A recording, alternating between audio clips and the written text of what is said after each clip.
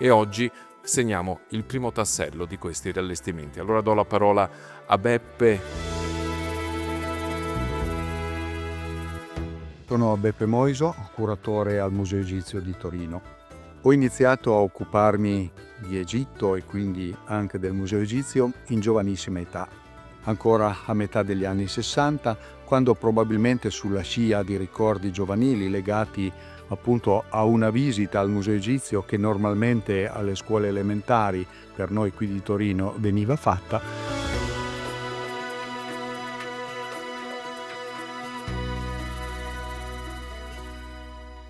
e fu proprio durante una mia prima visita in museo che ebbi la fortuna di conoscere l'allora direttore Silvio Curto, e fu lui che si occupò del riallestimento di questo museo per renderlo nuovamente visibile ai visitatori.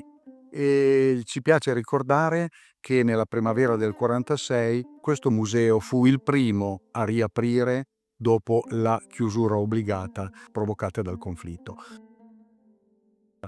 Ebbene, quando io giunsi in museo l'eco di questi trasferimenti era ancora abbastanza vicino, ancora alcune parti del museo non erano ancora state completamente riallestite. Pochissimo dopo la mia comparsa qui in museo arrivarono 66 blocchi di arenaria che provenivano appunto dal taglio di Ellesia. Questa cappella rupestre rappresenta l'ultima antichità che Curto fece in modo di portare a Torino. Certo, in quegli anni io muovevo qui i miei primi passi e quindi come si faceva a non essere contagiato da questo straordinario evento? Si trattava di ricomporre un tempio che, grazie a delle maestranze anche di Aramengo, in particolare Baio Virginio, e poi del laboratorio Nicola di Aramengo, sempre, che provvide all'operazione di restauro e di consolidamento delle pietre. Silvio Curto venne da me e mi consegnò uno spesso quaderno dicendomi: "Questo è il quaderno che ha scritto Virginio Rosa. Leggilo e poi sappi dirmi che cosa pensi." Ebbene, Curto mi aveva lanciato questa sfida chiedendomi di occuparmi di questo grosso documento, dove Virginio Rosa giorno per giorno scriveva ciò che stava scoprendo. La tomba in cui ci troviamo adesso fu riallestita nel 2014 e buona parte di questo giornale Virginio Rosa lo dedica a descrivere questa tomba, andando a posizionare le pitture nelle varie pareti esattamente com'erano. E proprio in questi giorni io sto completando questo grosso lavoro, quella della pubblicazione appunto del giornale di scavo di Virginio Rosa, che è un insieme straordinario di documenti, perché oltre al giornale di scavo o diario come vogliamo chiamare, c'è tutta una serie di centinaia di fotografie che si innescano e permettono di raccontare una storia completa. Ho da sempre sentito il bisogno, di accostarmi alle antiche carte, all'attività archivistica diremmo oggi.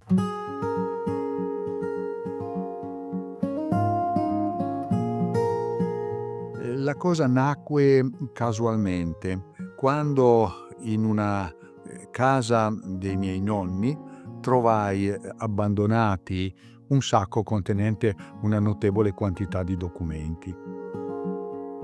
E quei documenti naturalmente da subito stimolarono la mia curiosità di poco più che fanciullo, credo, avessi 12 o 13 o 14 anni, e quindi da subito mi dedicai a cercare di scrivere cosa c'era scritto, con l'aiuto dei nonni, insomma, ecco. E quindi da allora provai così il piacere di scoprire queste antiche carte andando a leggere cosa c'era scritto. Da subito mi occupai di archivi in maniera domestica, molto semplice, fin quando a un certo momento si manifestò un'esigenza, quella di spostare i locali che costituivano il municipio di Aramengo da uno spazio che aveva occupato e che è tornato a rioccupare adesso. Durante questa operazione fu necessario spostare l'archivio. Spostare l'archivio voleva dire mettere mano ad un fondo dove mai nessuno ci aveva messo le mani in tempi moderni. Cosa mi spaventò, anche perché io lavoravo, quindi non avevo molto tempo da dedicare, però comunque mi lanciai.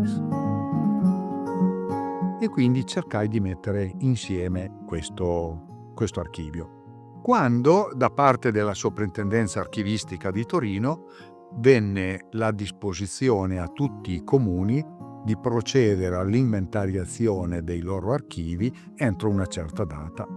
Questo per certi versi colse Aramengo impreparato, perché io non avevo finito questo lavoro, ma altri comuni ancora di più, perché qualcuno non sapeva neanche dov'era l'archivio. Ho anche avuto il piacere, stimolato questo dal sindaco di quel momento, Amalia Emanuel, a fare un'esposizione di carte particolari. E quindi in una stanza che sta prima dell'archivio c'è una serie di vetrine che conservano dei documenti particolari legati a momenti storici interessanti di Aramengo, anche per così mettere a disposizione questi materiali della popolazione e delle persone che sono interessate. Questo nel desiderio di stimolare l'interesse per gli archivi.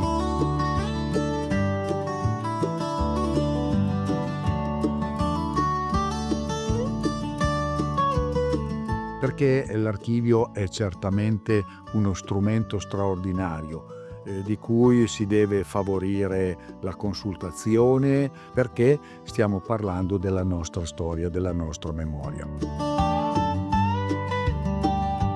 E questo, come vale in un paesino come Aramengo, vale anche per l'archivio del Museo Egizio.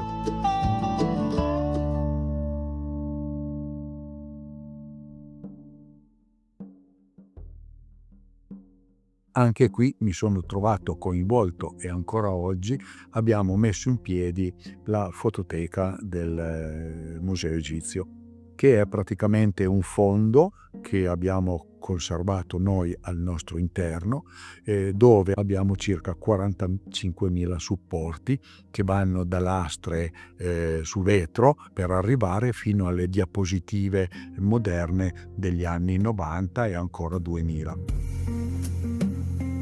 Producendo negli anni una quantità notevole di pubblicazioni, articoli che appunto raccontano, come dire, attraverso questi materiali d'archivio la storia di questo museo.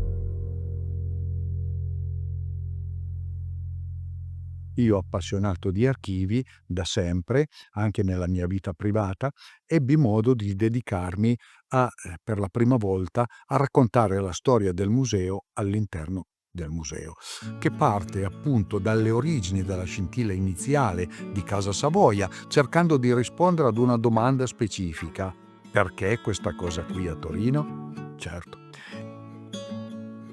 Questa nostra collezione nasce fondamentalmente nel 1824 con l'acquisizione della grande collezione riunita in Egitto dal console francese Bernardino Drovetti. Altre antichità erano già presenti a Torino a partire dalla metà del Seicento. Mi riferisco in particolare alla mensa esiaca, che fu un acquisto di Casa Savoia per suggellare quel legame che a loro politicamente faceva piacere avere con l'Egitto, ossia nobilitare la città di Torino, e il ritrovamento di una pietra, casualmente portante il nome di Iside, aveva dato lo spunto per questa idea.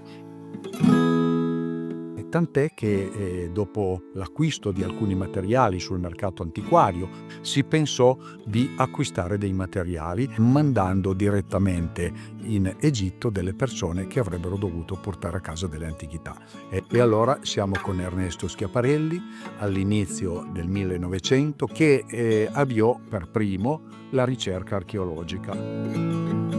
Migliaia di oggetti erano poi arrivati e si erano andati ad accumulare. Ancora oggi, guardando le fotografie degli allestimenti di quegli anni, certo viene da sorridere, ci si domanda come il visitatore riuscisse poi a vedere cosa c'era dentro queste vetrine super affollate. Ecco che uno dei motivi per cui si voleva ridisegnare il museo era proprio quello di offrire degli allestimenti più moderni.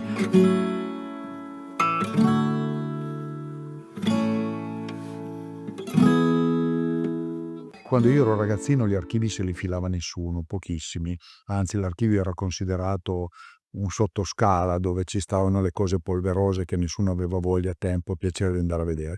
Adesso invece finalmente si è scoperto che l'archivio è fondamentale.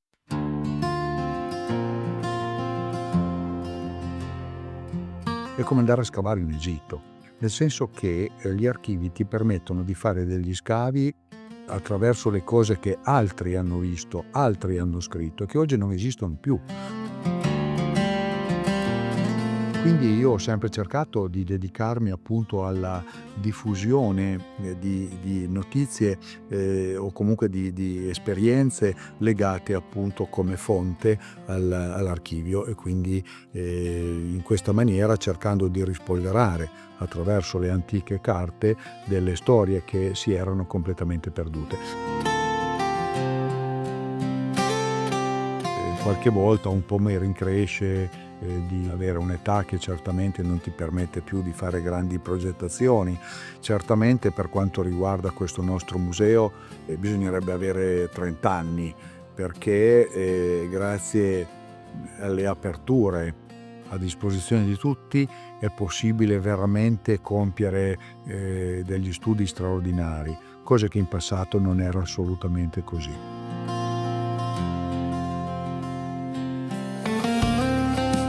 Quindi certamente ad un giovane che abbia voglia di impegnarsi, qui a Torino c'è tutta la materia prima per poter soddisfare le sue ambizioni, dando nel contempo un aiuto al progredire della scienza egittologica.